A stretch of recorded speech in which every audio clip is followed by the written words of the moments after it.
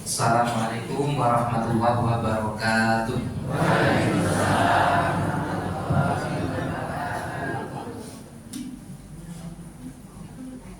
Bapak Ibu, kita niatkan sama-sama kita saling belajar pagi ini. Mudah-mudahan kita semua mendapat keberkahan dari Allah Ta'ala. Amin. Kita buka dengan membaca kitab Al-Fatihah. A'udzubillahi minasyaitonir rajim. Bismillahirrahmanirrahim. Alhamdulillahi rabbil alamin. Ar-Rahmanir-Rahim. Maliki yaumiddin. Iyyaka na'budu wa iyyaka nasta'in. Ihdinas siratal mustaqim. Siratal ladzina an'amta 'alaihim ghairil maghdubi 'alaihim waladdallin. Amin. Alhamdulillahirabbil alamin. Allahumma shalli wa sallim ala sayyidina Muhammad wa ala alihi wa sahbihi ajma'in. Qala Allah Ta'ala fi kitabihil karim. A'udzu billahi minasyaitonir rajim. Ya ayyuhalladzina amanu taqullaha wal tanzur nafsum ma qaddamat lighad wattaqullaha innallaha khabirum bima ta'malun. Alhamdulillahirabbil alamin. Bapak Ibu jamaah Masjid Jabir yang saya hormati, sehat-sehat Bapak Ibu? Alhamdulillah. Mudah-mudahan Bapak Ibu semuanya pagi ini dalam keadaan sehat. Amin. Sehat napa? Mudah-mudahan sehat lahir dan batinnya. Mudah-mudahan juga sehat jasmani dan rohaninya. Mudah-mudahan juga sehat pikiran dan perasaannya. Amin. Termasuk juga mudah-mudahan selalu sehat dompet dan rekeningnya. Ibu-ibu langsung amin. Alhamdulillah. Mari sama-sama pagi ini kita bersyukur Bapak Ibu, Allah masih kasih kita nikmat banyak. Yang pertama kita masih diberi nikmat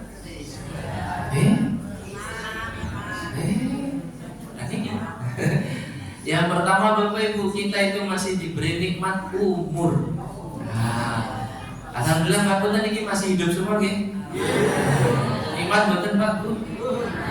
Nikmat banget. Kita masih diberi umur itu sebuah nikmat. Kenapa? Karena menurut saya Bapak Ibu, banyak orang tidak sadar kalau umur niku nih. Loh kok begitu Mas nggih? Wonten tiyang niku Bapak Ibu bangun pagi-pagi, alhamdulillah ya Allah masih hidup. Tapi nggih wonten niku bangun pagi-pagi langsung lihat kalender, ya Allah tanggal 7 sesuk tanggal 8 jatuh tempo. Urip kok angel men. Bangun pagi-pagi nggih namung sabar. Niku nggih mboten bersyukur. Padahal masih diberi umur itu sebuah nikmat. Karena dengan masih punya umur Bapak Ibu, kita masih diberi kesempatan untuk satu, menambah amal soleh, dua, bertobat dari dosa-dosa kita. Bersyukur masih diberi umur, kedua bersyukur masih diberi nikmat sehat. Dan ini sebenarnya saya kurang sehat nih Bapak Ibu. Ini lutut saya masih sakit. 2 minggu lalu main basket. Kalau ini kan sampingannya pelatih basket Pak. Pas main basket, lari mendarat, lututnya ceplok. Jadi sampai sekarang belum bisa dilipat sempurna. Sholat masih separuh berdiri, separuh duduk.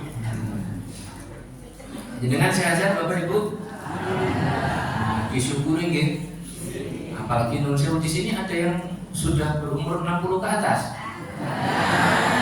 Kalau kita ketemu formalitas menanyakan ini, pun kelihatan.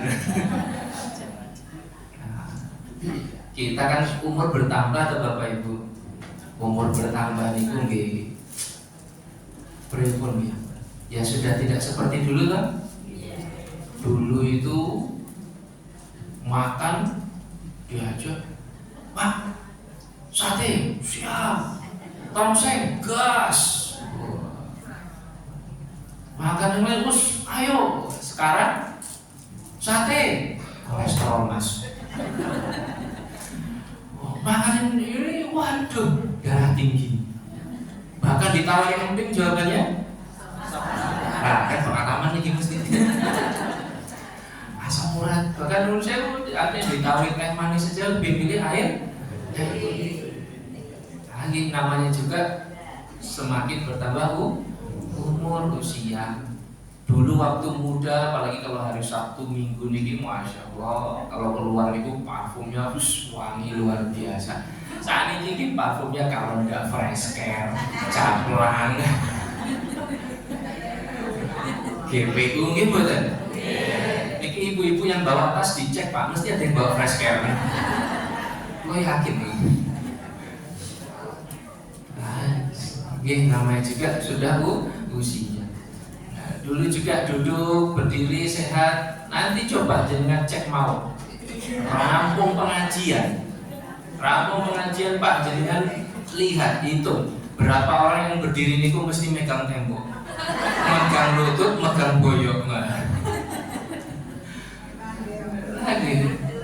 Maklum, ini sudah masuk masa.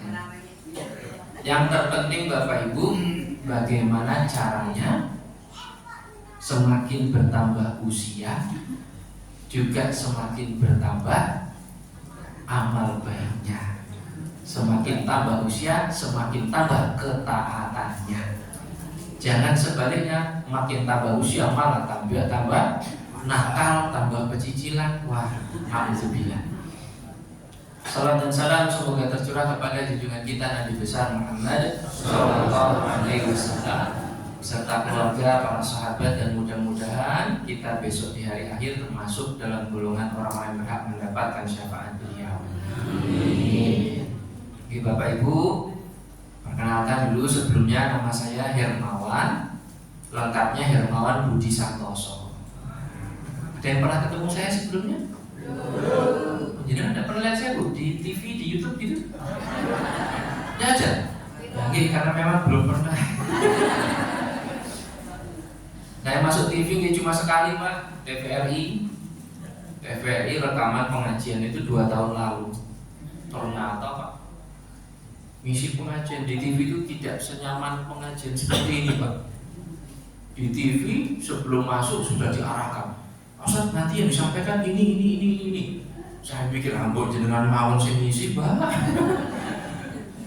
Diarahkan, di make up segala macam. Wah.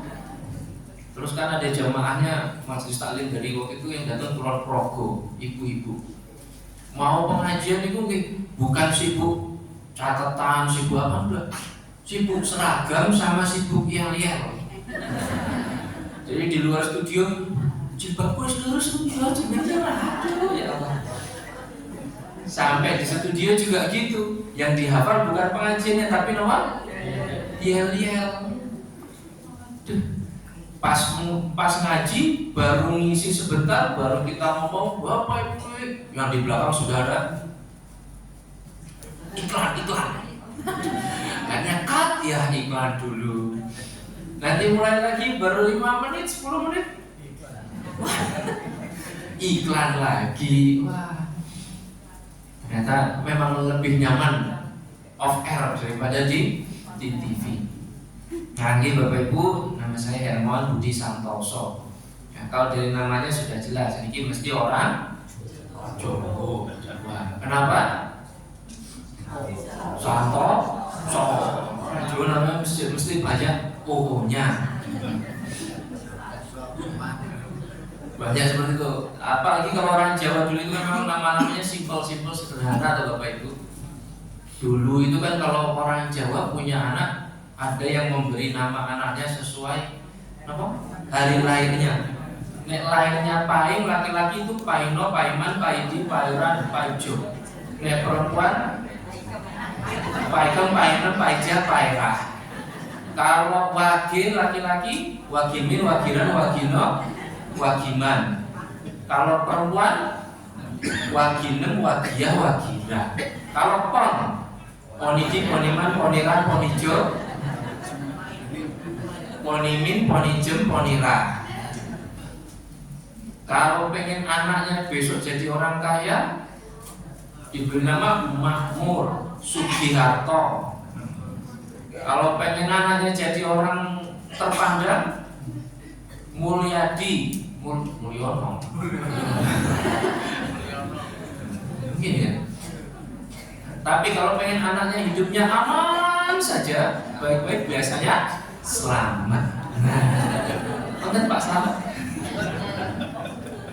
Mesti hidupnya bahagia nih Pak Selamat. Itu orang dulu. Tapi kalau zaman sekarang, saya kan di sekolahan Pak. Saya ngabsen nama anak itu 20 anak yang namanya gampang itu cuma satu, Dewi Sri. Yang lain namanya Quinza, Nucha, Faricha. Sampai saya nanya, namamu bacanya gimana? Saking apa? Susahnya. Kalian Bapak Ibu, saya memang keturunan Jawa. Bapak saya Wonogiri, Wuryantoro. Ibu saya Bukit Tinggi, Sumatera Barat. Jadi blasteran, Jawa Minang, Jamin. Saya lahir di Kota Padang, Sumatera Barat. Jangan dengar Padang ingatnya apa? Padang, rendang, kalio, pakai pade, sate Padang, makanan semua kan. Kolesterol semua gitu. Saya di Padang sampai umur 10 tahun. Setelah itu ikut bapak pindah ke Nunukan, Kalimantan Utara. Nah, itu Nunukan itu kalau jangan buka peta provinsi Kalimantan Utara, cari paling utara sekali perbatasan dengan Malaysia. Ada satu pulau Nunukan di situ, dekat sama Malaysia, dekat Ipin Upin. 6 tahun di Nunukan, pindah ke Samarinda, Kalimantan Timur. Sampai lulus SMA Samarinda, saya merantau ke Jogja. Dulu tahun 2002, pertama kali dulu kuliah di UGM di jurusan Teknik Fisika. Sampai sekarang di Jogja. Aktivitas saya sehari-hari di SMA Ali Maksum di Kerapian. Tadi kalau ada Pak Agus ini hari libur, kalau kami liburnya Jumat. Jadi nanti habis rampung dari sini, saya ke sekolah Pak. Nggak libur. Nikah, ya alhamdulillah saya sudah nikah. Istri saya 3, anaknya. Sabar Bu, sabar.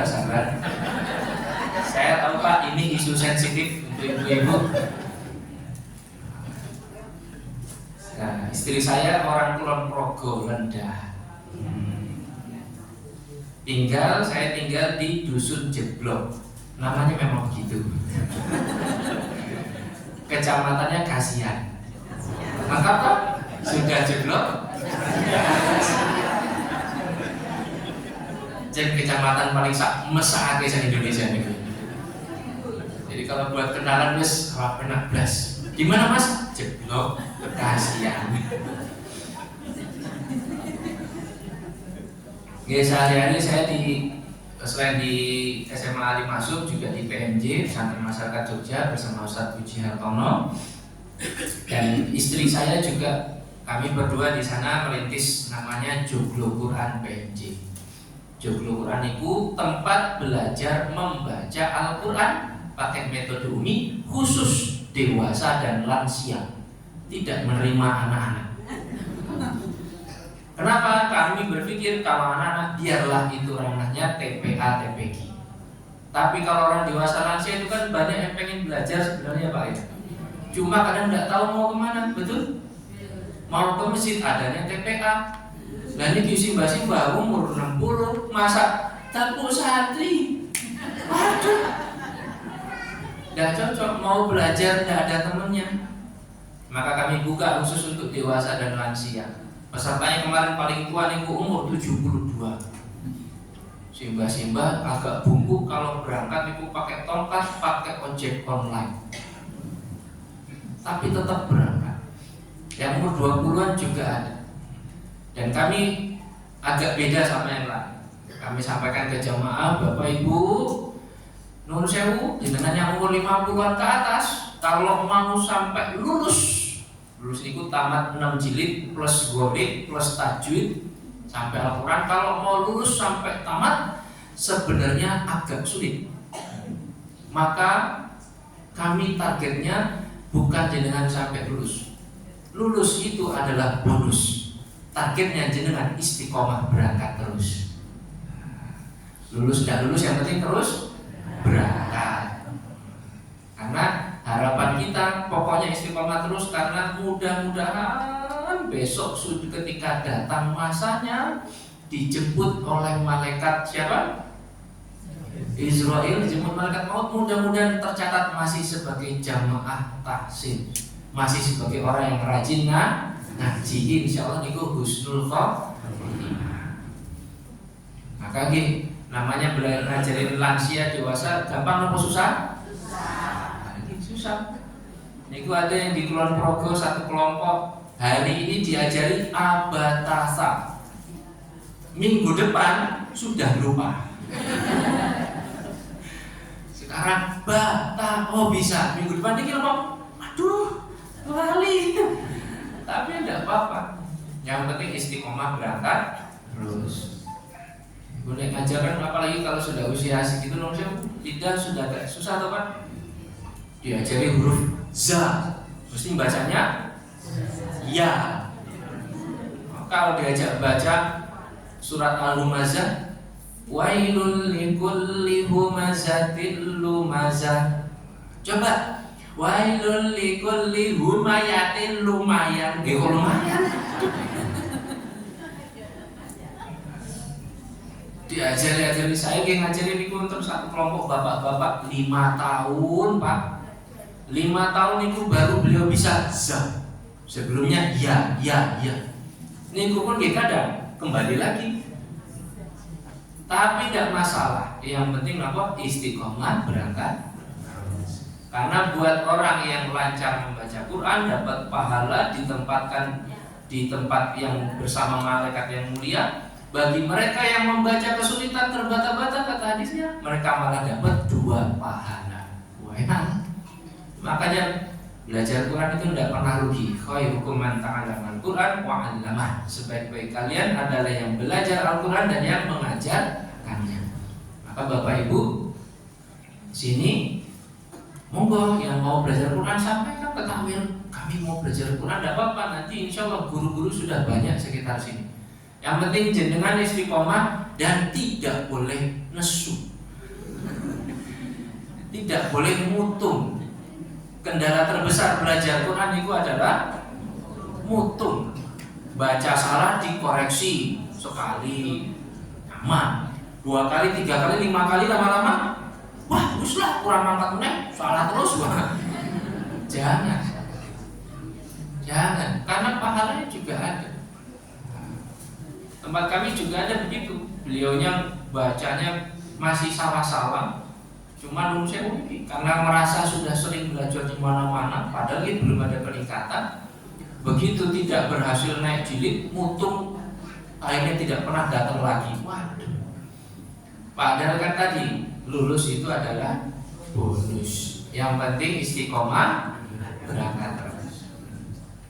Oke, Bapak Ibu, itu sekilas perkenalan. Ya alhamdulillah saya baru pertama kali kesini juga. Mudah-mudahan jadi silaturahim untuk kita semua. Amin.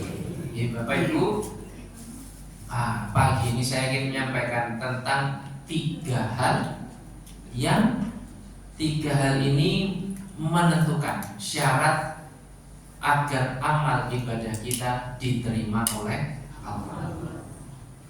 Kita itu kan ibadah pengennya diterima. Makanya kalau habis subuh niku Rasulullah SAW sering berdoa, Allahumma inni as'aluka ilman nafi'an wa rizqan thayyiban wa amalan muttaqabbalan. Niku sering beliau baca sehabis subuh. Ya Allah, aku minta kepadamu ilmu yang manfaat, rezeki yang baik, dan amal yang diterima. Kita pengen amal kita diterima, maka kita harus tahu apa saja syarat diterimanya amal. Ada berapa Bapak Ibu? Ada 3. Ini kalau saya tanya silakan jawab ya. Kenapa? Ini cara belajarnya. Karena kalau jangan cuma diem, nanti pulang dari sini ditanya, di rumah ditanya, Bu, tadi pengajiannya apa? Arem-arem deh. Yang ingin cuma senangnya. Tapi kalau jenengan ikut jawab, tadi pengajiannya apa? 3 syarat diterimanya amal. 1, 2, 3. Alhamdulillah nyantol kan? Oke, 3 syarat diterimanya amal. Ini gampangnya kita hafal dengan sebutan 3I. 3I. Yang pertama iman. Yang kedua ikhlas. Yang ketiga ittiba Rasul. Yang pertama iman, ikhlas. Hafal toh? Ulang nanti perjalanan iman, ikhlas, ittiba. Iman, ikhlas, ittiba. 1 iman. Iman ini artinya kita beramal karena didasari keimanan pada Allah Ta'ala. Maka Bapak Ibu, orang yang tidak beriman atau orang yang non-muslim mau berbuat kebaikan sebanyak apapun tidak akan dapat pahala dari Allah. Sia-sia. Dulu pernah nih kejadian di Jakarta waktu gubernurnya masih Pak Ahok. Pas Idul Adha ada berita beliau mengirimkan 70 ekor sapi di masjid-masjid untuk kurban. Tidak tahu itu apakah dari Pemda atau apa. Kalaupun misalnya itu atas nama Pak Ahok dikirim ke masjid untuk kurban, kira-kira Pak Ahok dapat pahala kurban betul? Tidak. Kenapa? Karena dia bukan orang Islam. Tapi Bapak Ibu, Allah itu luar biasa. Allah itu memang maha adil. Bagi orang yang tidak beriman, orang non-muslim, orang kafir, kalau mereka berbuat kebaikan, Allah tetap balas. Tapi balasannya hanya di dunia saja. Sehingga di akhirat kelak mereka tidak akan dapat apapun. Maka jangan heran kalau lihat kok ada pengusaha non-muslim tapi orangnya baik, suka nyumbang panti asuhan, suka nyumbang di kampung, ringan tangan menolong sesama. Lalu kita lihat bisnis yang makin laris. Itu bentuk maha adilnya Allah. Tapi cuma di dunia, di akhirat tidak dapat apa-apa. Dan kita tidak usah iri. Ya Allah, aku itu ya Allah, sholat tiap hari, ke masjid, ngaji, sedekah, dua, tahajud. Kok tambah suki, saya tambah malah utangin. Nah ini aku ratau sholat, ratau sedekah, wong kafir, kok tambah suki. Jangan iri, karena mereka balasannya hanya di dunia. Kalau kita orang muslim, orang beriman itu bisa dibalas di dunia dan pasti akan dapat balasan juga di akhirat. Nah, bahkan Bapak Ibu ini pernah dikisahkan ada seseorang di akhirat Bapak Ibu, ketika dihitung amalnya, datang malaikat membawakan amal yang sangat besar. Sampai dia bingung, ya Allah, saya itu amal saya biasa-biasa kok bisa dapat pahala begini dari mana? Lalu dijelaskan, pahala yang banyak ini adalah doa-doamu yang tidak terkabul di dunia. Doa itu disimpan menjadi pahala, diberikan di akhirat dan ternyata sangat besar. Saking besarnya Bapak Ibu, si orang tadi sampai berkata, ya Allah, kalau tahu begini, aku lebih memilih tidak ada doaku yang dikabulkan di dunia. Lebih milih doanya disimpan di akhirat. Maka Bapak Ibu jangan khawatir, terus beramal. Terus beramal, doalah, amal semuanya itu insya Allah kelak akan dapat pahala yang besar di hari akhir. Jangan remehkan amal yang kecil, karena kita tidak tahu kelak di hari akhir besarnya seberapa. Ini dasarnya iman. Alhamdulillah kita sudah beriman. Mudah-mudahan istiqomah gitu. Satu tadi ini apa Bapak Ibu? I-nya pertama iman. I yang kedua ikhlas. Ikhlas ini beramal karena mengharap ridho Allah Ta'ala. Berharap ridho Allah Ta'ala. Nah Bapak Ibu, perkara ikhlas ini adalah amalan hati. Artinya apa? Artinya kita tidak bisa tahu orang itu ikhlas atau tidak, karena yang paling tahu hanyalah Allah dan dia yang melakukan sendiri. Maka kita tidak bisa menilai. Pak Agus membacakan sumbangan dari Bapak Fulan untuk pembangunan masjid sebesar 5 juta. Lalu ada yang komentar, nyumbang kok dadak nyebut nama, ikhlas kan ini. Kita tidak bisa menilai. Sedekah terang-terangan begitu boleh tidak Bapak Ibu?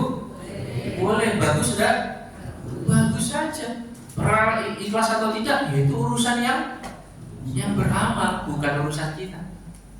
Sedekah terang-terangan itu bagus. Sedekah sembunyi-sembunyi bagus. Yang tidak bagus itu adalah diam-diam tidak sedekah. Sudah diam-diam tidak sedekah malah komentari yang sedekah, nggak tambah dan bagus. Apalagi begitu dibaca sumbangan dari hamba Allah sebesar 3 juta, lalu dia ngomong, itu nggak nyumbang kayak gitu, pakai hamba Allah. Ya aku hamba Allah itu saya. Loh malah ngomong. Jadi mau pakai nama tidak pakai nama semua sama-sama bagus. Ikhlas atau enggak itu urusan yang melakukan. Kita tidak boleh menilai. Jadi jangan gampang nilai, wah itu tidak ikhlas, tidak bisa. Kita tidak bisa menilainya. Ikhlas itu seperti itu. Kita tidak pernah tahu. Yang penting kita lakukan saja. Ikhlas itu juga kita, salah satu tanda ikhlas itu adalah dilihat orang ataupun tidak dilihat, dipuji ataupun tidak dipuji, dikomentari ataupun tidak dikomentari, dia tetap beramal kebaikan. Pas sendirian nek sholat, wah, kami Allah. Begitu sholat di masjid, lihat ada tetangganya saingannya, wah langsung Allahu Akbar. Beda. Begitu baca Quran, buka lihat ada tetangga saingannya. A'udzu billahi minasy syaithanir rajim. Bismillahirrahmanirrahim. Ba'ata taba'a. Oh ternyata masih ikrar jilid 2. Wah, sudah keren-keren ternyata. Kita tidak bisa menilai. Maka jangan suka menilai orang. Pikirkanlah amal kita sendiri sudah ikhlas atau belum. Jangan menilai orang lain. Toh nggak ada manfaatnya kan? Malah bisa dapat dosa. Dan ikhlas ini Bapak Ibu harus diperjuangkan. Kalau tadi iman, alhamdulillah kita sudah beriman. Tapi ikhlas ini harus terus diperjuangkan. Kenapa? Karena bisa jadi hari ini kita ikhlas, tapi 3 bulan lagi amal kita yang sekarang rusak gara-gara tidak ikhlas. Kok bisa? Contoh, jenengan tahu punya tetangganya lagi susah, tidak punya beras, tidak punya uang, anaknya mau sekolah, bayar sekolah. Terus jenengan punya rezeki, datang ke rumahnya. Assalamualaikum. Waalaikumsalam. Niki wonten beras, telur, sayur nagen buat makan anak-anak, alhamdulillah. Ini wonten sedikit rezeki buat bayar sekolah anak-anak, alhamdulillah. Senang diterima jenengan ikhlas plong lega rasanya. 3 bulan kemudian tiba-tiba di RT terdengar kabar tidak sedap tentang jenengan. Ada yang memfitnah dan ternyata ditelusuri yang ngomong jelek pertama adalah tetangga yang ditolong tadi. Kira-kira responnya gimana? Kalau sampai keluar kalimat nek ngerti koyong ini mbiyen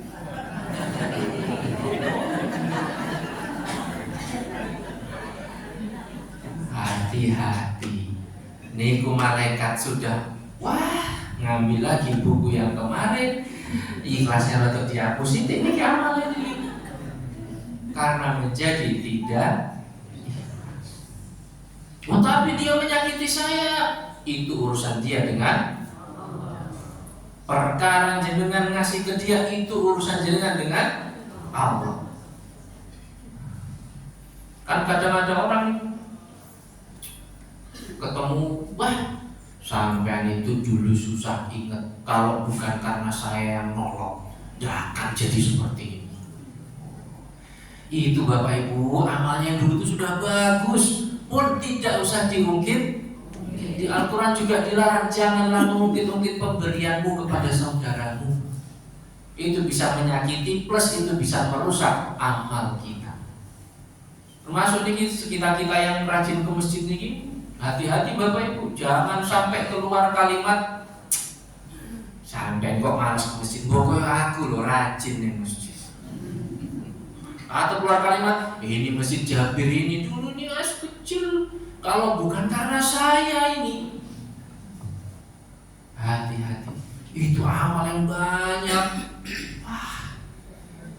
bisa terhapus satu persatu gara-gara kita mengungkit. Maka ikhlas niku seperti orang memanah, lepaskan, berharap tepat sasaran, cepat sampainya dan tidak berharap kembali. Lakukan, lepaskan, lupakan, Allah yang akan ngurus. Ringan apa berat? Berat sebenarnya Pak. Betul sekali. Karena itu latihan. Kita namanya manusia masih kadang berharap pujian. Maka tadi ikhlas itu harus terus diperjuangkan. Kalau di tempat istri saya di kampung itu, karena masih kampung ya, ada satu tradisi nih. Kalau pas orang pertama bulan hajatan itu Pak, banyak kondangan, biasanya ada tradisi nyumbang. Nyumbang itu kadang-kadang kasihan. Ada orang yang nyumbang itu tujuannya bukan dapat nyumbangnya, tapi tujuannya pengen dapat nomor. Mulai di sini juga ada begitu. Sama Pak. Nyumbang niku ikhlas nopo mboten? Kalau ikhlas berarti berharap dapat oleh-oleh enggak?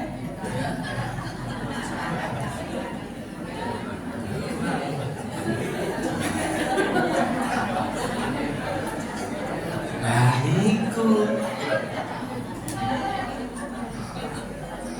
Kalau memang ikhlas nggih kasih, dapat oleh-oleh syukur, alhamdulillah. Tidak dapat, ya tidak apa-apa. Kalau namanya nyumbang. Tapi kalau di tempat kampung istri saya itu kadang kalau tidak dapat itu malah nesu dirasani. Tapi itu di sana, di sini tidak Bu. Tidak beda Pak.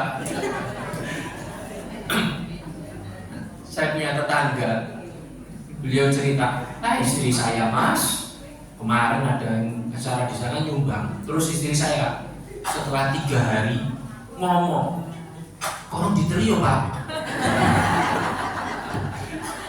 Ya saya bilang, kamu apa nek wis ikhlas ya wis langsung. Aku bisa jadi ikhlas. Mau ngaku aku ora ngomong karo sapa-sapa lho. Lah iki ngomong karo aku.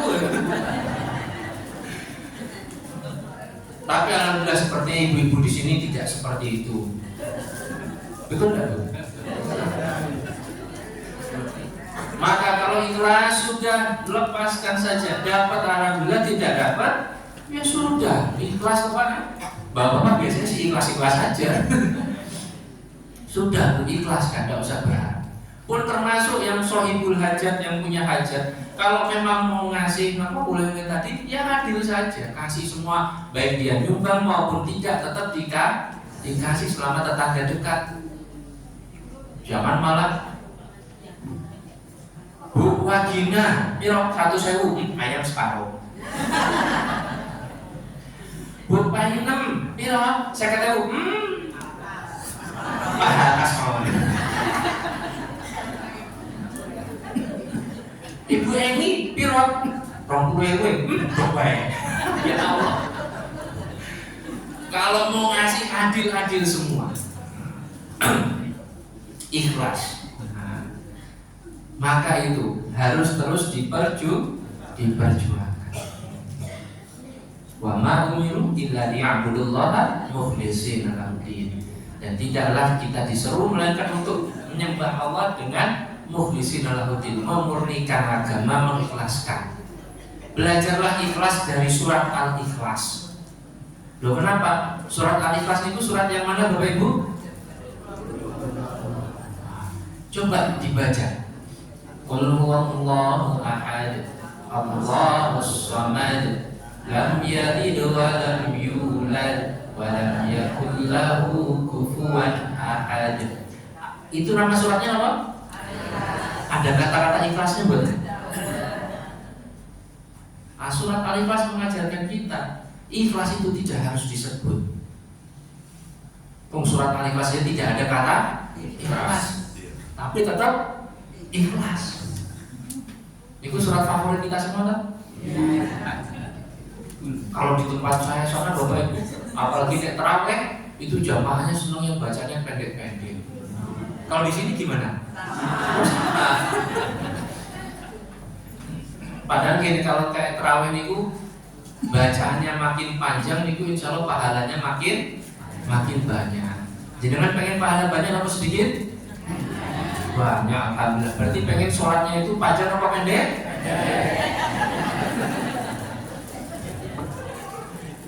Kalau dari fisika rumusnya tidak masuk ini Mbak. Kadang-kadang mesti begitu kan kita jamaah. Pas begitu imamnya bacanya panjang.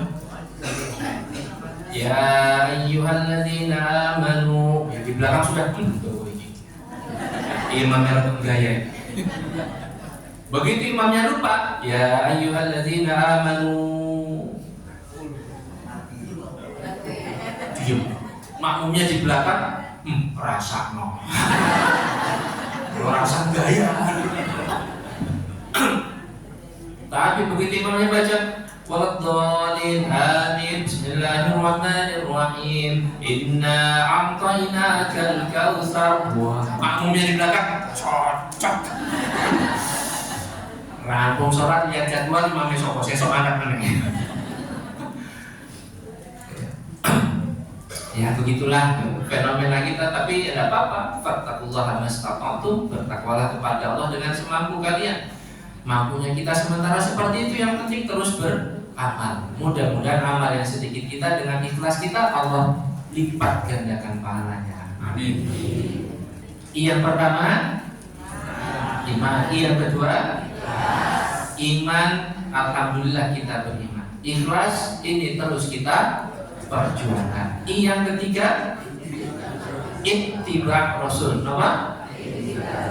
Artinya apa? Ittiba Rasul ini artinya mengikuti tuntunan Rasulullah Sallallahu Alaihi Wasallam. Beribadah itu ada caranya. Saya Bapak Ibu pernah Ramadan kemarin ngisi di salah satu masjid. Masjidnya ber-AC, tutupan semua. Begitu masuk, mau masuk, saya mau buka pintu, pegang gagang pintu, saya dorong, kok nggak bisa. Saya tarik, kok nggak bisa. Tarik dorong nggak bisa. Datang Simba, megang gagang pintu, digeser. Saya dalam hati, Pak Mireo keterlaluan, buat yo ditempel stiker, geser. Sama Simba malah diajari buka pintu.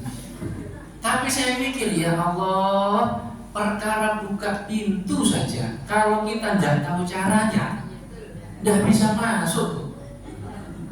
Apalagi ibadah, ya kan?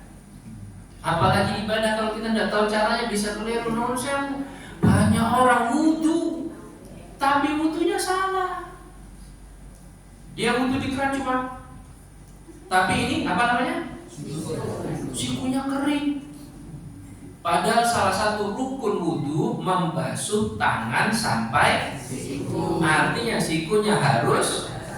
Kalau sikunya kering maka rukunnya tidak terpenuhi. Kalau rukunnya tidak terpenuhi maka wudunya tidak sah. Kalau wudunya tidak sah dibawa sholat, sholatnya juga tidak sah. Sepele kan? Tapi dampaknya besar. Ada lagi yang wudu kakinya dibasuh cuma model orang joget. Mata kakinya mau bahasa apa? Miri, kembar miri jahe ini kan? Itu tidak dibasuh kering, akhirnya ya wudunya tidak sah. Ada orang pernah seperti itu dulu, wudu kakinya tidak dibasuh sempurna, mata kakinya kering, oleh Rasulullah disuruh ulangi sholatnya karena wudunya tidak sempurna. Ini sepele itu Bapak Ibu, tapi betapa pentingnya. Ada juga orang sholat jamaah, modenya mode pembalap. Imamnya belum gerak, dia sudah gerak duluan. Imamnya baru Allahu Akbar, dia sudah Allahu Akbar. Sami Allah, imamnya belum berdiri sudah berdiri duluan, mendahului imam. Nah ini kan jamaahnya dia bisa batal dia jamaahnya. Bisa-bisa cuma terhitung sholat sendirian, rugi itu Bapak Ibu. Kadang saya juga nemukan anak-anak muda nih, Jumatan Pak, kita lagi khotbah, dia duduk. Kalau HP-nya begini kemungkinan baca WA. Tapi kalau HP-nya begini, ya kalau nggak nontonnya ngegame. Pas khotbah Jumat Bapak. Padahal pernah juga saya khotbah di soft 1, 2, 3, soft keempat atau kelima, pas di depan sini. Itu ada 2 orang mahasiswa sudah datangnya telat, begitu duduk ngobrol Pak. Pas khotbah ngobrolnya pun bukan suaranya, tapi suaranya keras, saking kerasnya balapan sama suara saya pakai mic. Sampai ada beberapa jamaah tuh mulai ngeliat, apa tuh ngobrol nih. Akhirnya karena saya juga terganggu, saya tegur, Mas, kalau khotbah Jumat jangan bicara, dan nanti pahala Jumat dengan sia-sia. Karena kalau Jumatan ketika khotbah itu jangankan ngobrol Bapak Ibu. Rasulullah jangan melarang kita jangankan ngobrol. Ada 2 orang ngomong, kita negur. Negur gitu aja kita sudah bisa kehilangan pahalanya. Apalagi ikut ngobrol. Nah ini 2 orang tadi saya tegur, diam. Begitu khotbah kedua ngobrol lagi. Itu memang kalau bahasa Inggrisnya itu angel, dibacanya wangel. Nah itu kalau kita tidak tahu repot. Saya juga dulu pernah pas masih mahasiswa sholat isya Bapak Ibu di salah satu masjid. Kebetulan itu masbuk telat. Akhirnya begitu imam salam, saya nambah 1 rakaat lagi. Begitu saya tasyahud akhir, ada orang di soft depan sudah selesai itu mau keluar. Nah saya kebetulan dekat pintu. Begitu dia berdiri mau keluar, mau lewat di depan saya. Kalau kita sedang sholat, ada orang mau lewat di depan kita, apa yang kita lakukan? Dihalangi. Kenapa? Karena tidak boleh lewat di depan orang sholat. Kalau di hadis itu seandainya tahu bahayanya lewat depan orang sholat, maka lebih baik menunggu 40 masa. 40 masa ini ada beda pendapat, ada yang bilang 40 hari, 40 apa gitu. Tapi kan tidak usah 40 hari ya. Nunggu 40 menit itu lama apa sebentar Pak? Lama, artinya lebih baik nunggu daripada lewat di depan orang sholat. Begitu pentingnya. Nah ini saya tasyahud, dia mau lewat, saya stop, set. Apa yang terjadi? Dia berhenti, lihat tangan saya, diambil salaman. Wong nyetop. begini malah dikira aja salaman Itu kenapa begitu dia? Karena dia belum tahu. Pernah juga Bapak Ibu saya ngimami sholat, pas saya baca ayat sajadah, ada makmum telat. Begitu sampai ayat sajadah, waktu itu surat Al-Insyiqaq itu, wa idza quri'a 'alaihimul qur'anu la yasjudun. Kalau kita baca ayat sajadah sunahnya kita sujud tilawah. Allahu Akbar sujud. Ini makmum baru datang bingung. Subhanallah, teriak sendiri. Selesai sujud kita bangkit berdiri lagi, lanjut ayat, baru dia bingung mikir, kok berdiri lagi. Ternyata dia belum paham tentang namanya sujud tilawah. Dan ini Bapak Ibu, perkara ittiba ini kita harus terus belajar supaya jadi lebih tahu, lebih paham.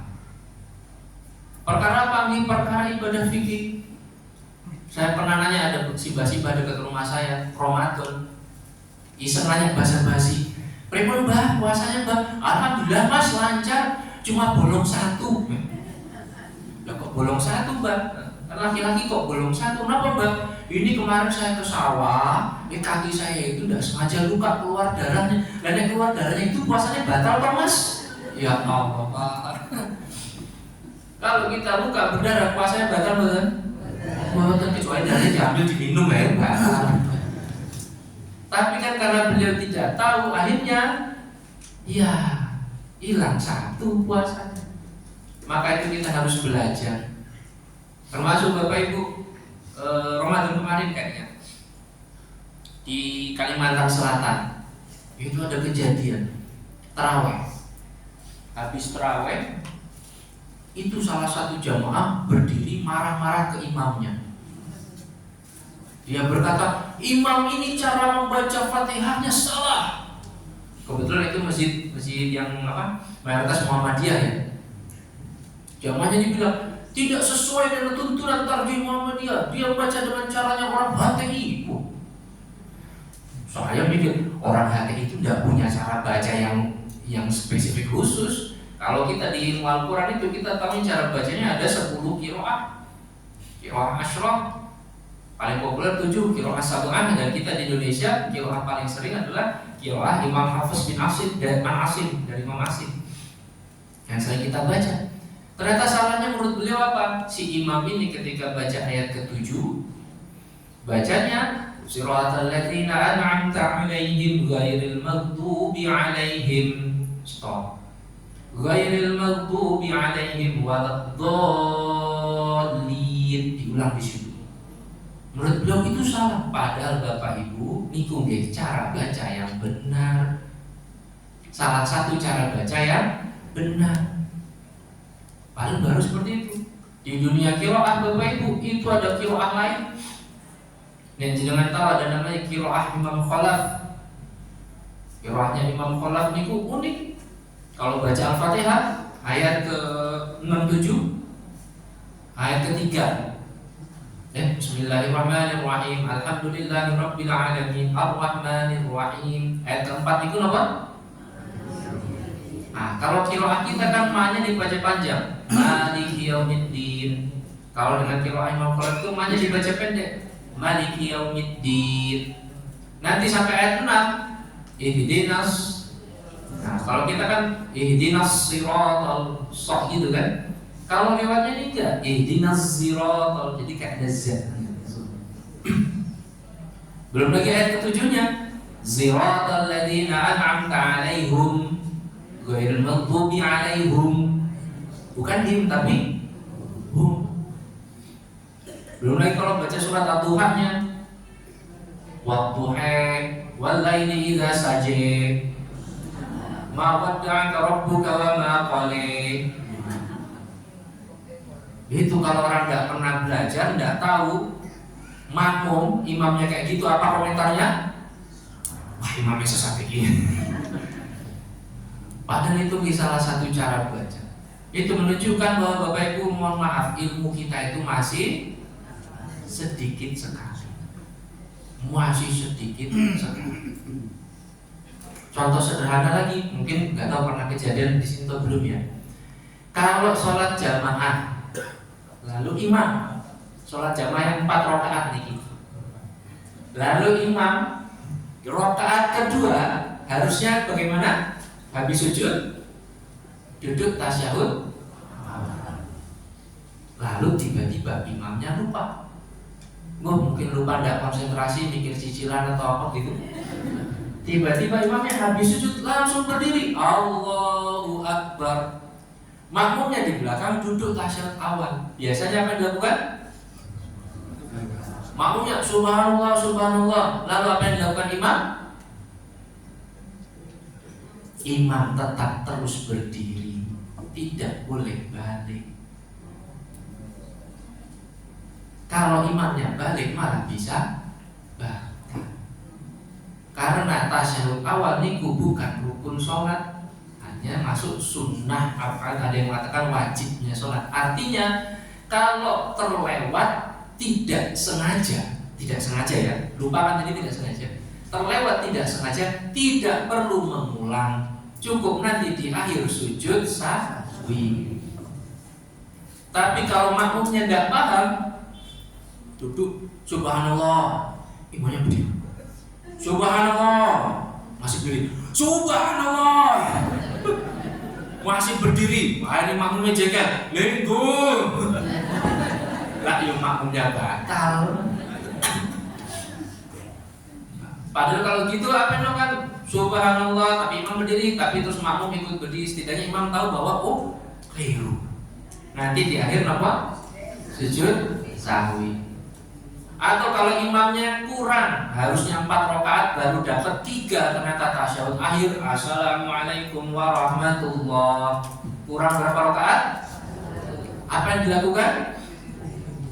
Makmum yang di belakang imam ngomong, Pak Imam, kita kurang 1 rakaat. Imam nanya ke yang lain, betul jamaah kurang 1? Nggih. Apa yang dilakukan? Mari kita berdiri, kita tambah 1 rakaat lagi.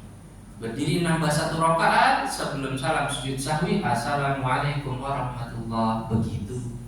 Bukan malah kurang 1, yuk ulang lagi 4 rakaat. Bukan. Cukup nambah 1. Makanya Bapak Ibu yang di belakang imam niki itu harus orang yang paham fikih sholat. Maka saya Bapak Ibu kalau ngimami, saya cek yang di belakang imam ini, kalau misalnya di belakang imam itu anak kecil, mesti saya suruh pindah. Dek, anak kecil di pinggir ya, jangan di belakang imam. Niku Bapak Ibu. Maka untuk yang ketiga, ittiba Rasul, supaya kita bisa mengikuti tuntunan Rasulullah SAW, kita harus terus belajar. Belajar terus, karena ilmu kita itu masih sangat sedikit sekali. Nah, yang pertama tadi adalah iman, alhamdulillah sudah beriman. Yang kedua, ikhlas, ini terus kita perjuangkan. Yang ketiga, ittiba Rasul atau mengikuti tuntunan Rasulullah SAW. Ini kita harus terus belajar. Karena ilmu kita masih sedikit sekali. Maka Bapak Ibu, kalau tiga-tiganya bisa kita usahakan dipenuhi, mudah-mudahan amal kita didasari iman, dilakukan dengan ikhlas sesuai tuntunan Rasulullah SAW, maka amal kita akan diterima oleh Allah dan bernilai pahala di sisi Allah. Amin. Begitu Bapak Ibu, mudah-mudahan kita diberikan Allah hati yang terbuka, hati yang mau terus belajar. Mudah-mudahan dengan itu juga kita dijaga bisa istiqomah. Mudah-mudahan dengan itu hati kita bisa jadi hati yang ikhlas, dan semoga dengan itu amal ibadah kita semua diterima oleh Allah Ta'ala. Mari kita berdoa, mudah-mudahan doa kita dijawab oleh Allah Ta'ala. Al-Fatihah. A'udzubillahi minasyaitonirrajim. Bismillahirrahmanirrahim. Alhamdulillahi rabbil alamin. Ar-Rahmanir-Rahim. Maliki yaumiddin. Iyyaka na'budu wa iyyaka nasta'in. Ihdinas siratal mustaqim. صراط الذين أنعمت عليهم غير المغضوب عليهم ولا الضالين آمين. Bismillahirrahmanirrahim. Alhamdulillahirabbil alamin. Allahumma shalli wa sallim ala sayyidina Muhammad wa ala alihi wa sahbihi ajma'in. Allahumma inna nas'aluka 'ilman nafi'an wa rizqan thayyiban wa 'amalan mutaqabbalan. Rabbana la tuzigh qulubana ba'da idh hadaytana wa hab lana min ladunka rahmah innaka antal wahhab. Rabbana zalamna anfusana wa illam taghfir lana wa tarhamna lanakunanna minal khasirin. Rabbana hab lana min azwajina wa dhurriyyatina qurrata a'yun waj'alna lil muttaqina imama. Allahumma a'inna ala zikrika wa syukrika wa husni ibadatik. Allahumma inna nas'aluka al-huda wat-tuqa wal-afafa wal-ghina. Allahumma kfina bihalalika an haramik wa aghnina bifadlika amman siwak. Allahumma aslih lana dinana alladhi huwa ismatu amrina wa aslih lana dunyana allati fiha ma'ashuna wa aslih lana akhiratana allati ilayha ma'aduna waj'al al-hayata ziyadatan lana fi kulli khair waj'al al-mauta rahatan lana min kulli syarr. Allahumma ighfir lana wa liwalidina wa li jami'il muslimin. Rabbana taqabbal minna innaka antas samiul alim wa tub 'alaina innaka antat tawwabur rahim. Rabbana atina fid dunya hasanah wa fil akhirati hasanah wa qina 'adzaban nar wa qina 'adzaban nar wa qina 'adzaban nar wa adkhilnal jannata ma'al abrar ya aziz ya ghaffar ya rabbal alamin. Wassallallahu ala sayyidina Muhammadin wa ala alihi wa sahbihi wa sallam. Subhana rabbika rabbil izzati amma yasifun wa salamun alal mursalin walhamdulillahi rabbil alamin. Subhanakallahumma rabbana wa bihamdika asyhadu an la ilaha illa anta astaghfiruka wa atubu ilaik. Wassalamualaikum warahmatullahi wabarakatuh.